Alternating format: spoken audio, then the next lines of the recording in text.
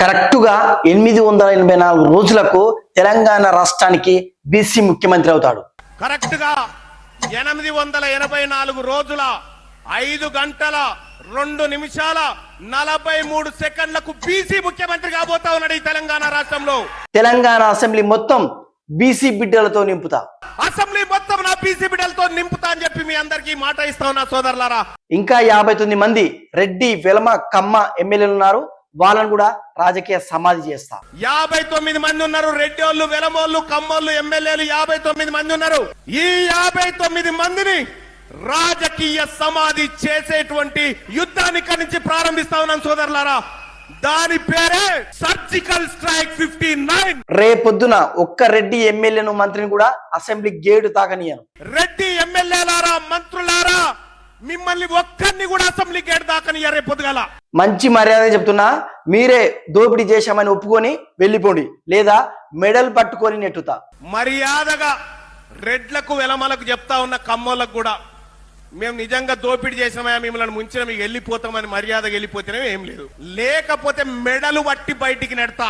ఇన్ని రోజులు అంటే మీ దగ్గర బీఫామ్లు ఉన్నాయి, మీ బీఫామ్ వద్దు, లొటపీస్ వద్దు. మీ బీఫామ్ వద్దు, లొటపీస్ మాకేమొద్దు. ఇప్పుడు మా బీఫామ్ మాతాన్నే ఉంది. ఇవి టీఆర్పీ అధినేత మొన్న భువనగిరి సమావేశంలో మాట్లాడిన మాటలు.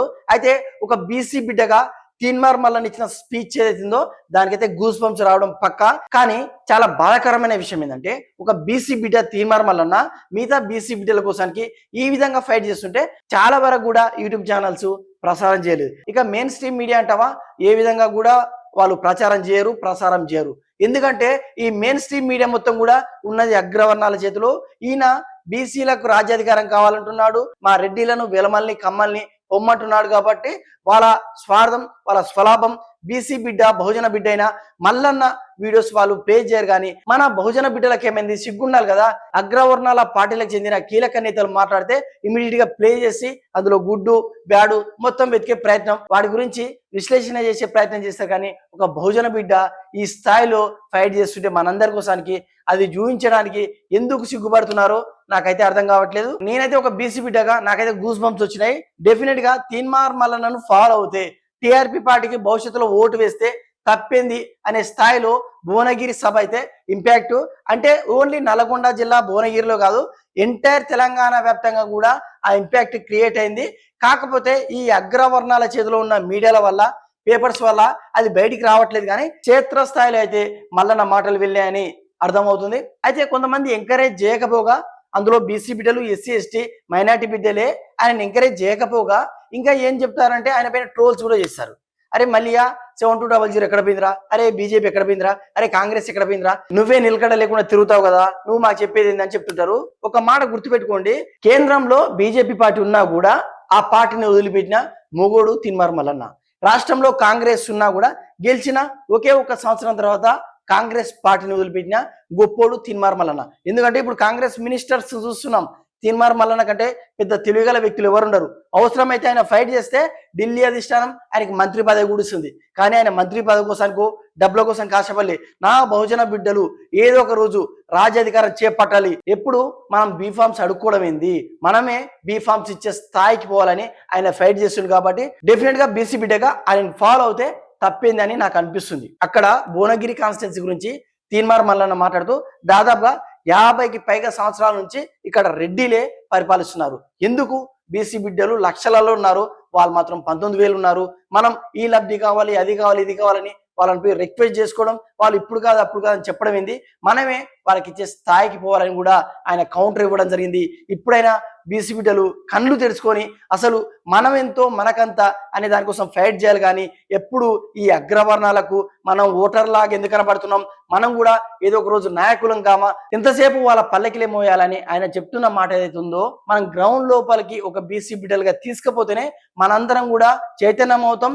మనతో పాటు 10 మంది బీసీ బిడ్డలను చైతన్యం చేస్తాం. కాబట్టి డెఫినెట్ గా మల్లన్న గారిని ఫాలో అవుతే తప్పే ఉంది. ఇంకా కొన్ని అగ్రవర్ణాల ఛానల్స్ లో మల్లన్నను పదే పదే ట్రోల్ చేస్తుంటారు. ఏం చేస్తుంటారంటే, అరే 10 రూపాయల ఛాయ కడుక్కున్నారంటే డెఫినెట్ గా అడుకుండు. ఎవరు అడుకుండు?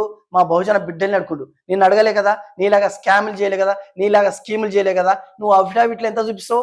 100 కోట్లు 50 కోట్లు చూపించి 5 years తర్వాత 5,000 కోట్లు 10,000 కోట్ల ఆస్తి నీది అవుతుంది. మరి మా మల్లన్న నిస్వార్థంగా 10 రూపాయలు అడుకుండు. నీలాగా మోసం చేయలే.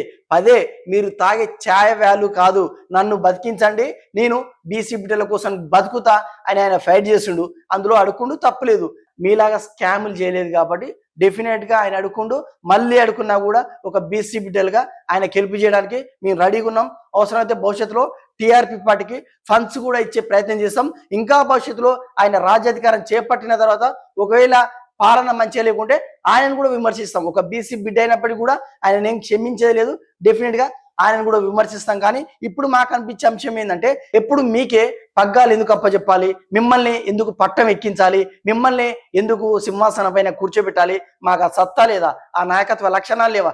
డెఫినెట్ గా భవిష్యత్తులో మల్లన్న నెంబటి నడుస్తాం. ఈ వీడియో చూస్తున్న బీసీ బిడ్డలు మీ అభిప్రాయం ఏందో చెప్పండి. మల్లన్న పైన వచ్చిన ట్రోల్స్ అవన్నీ పట్టించుకోవద్దు. ఒక విషయం చెప్తా, కేసీఆర్ గారు స్టార్ట్ అయినప్పుడు ఆయన ఆస్తి ఎంత, ఇప్పుడు ఆయన ఆస్తి ఎంత? అప్పుడు రేవంత్ రెడ్డి గారు జడ్పీటీసీ ఉన్నప్పుడు ఆయన ఆస్తి ఎంత, ఇప్పుడు సీఎం అయ్యాక ఆయన ఆస్తి ఎంత? బండి సంజయ్ కౌన్సిలర్ గా ఉన్నప్పుడు ఆయన ఆస్తి ఎంత, ఇప్పుడు ఆయన ఆస్తి ఎంత? ఇవన్నీ చర్చించిన తర్వాతనే తీన్మార్ మల్లన్న పైన ట్రోల్ చేయండి. ఒక బీసీ బిడ్డ అని పెద్ద పెద్ద పార్టీలు అండలేదని ఆయన విమర్శించట సబబ్ కాదు. క్షేత్ర స్థాయిలో ఒకసారి మీరు ఆలోచన చేసుకొని తర్వాత విమర్శించండి.